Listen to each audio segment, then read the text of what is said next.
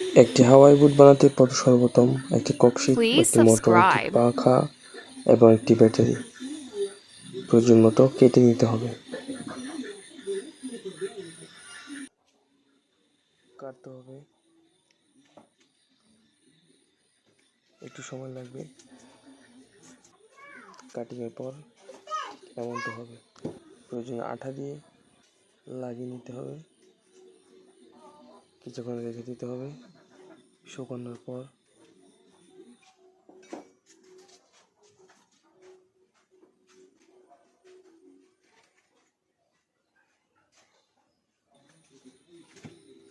Battery connection দিয়ে দেখতে হবে। ব্যাটারি কানেকশনের পর টেস্টিং করতে হবে,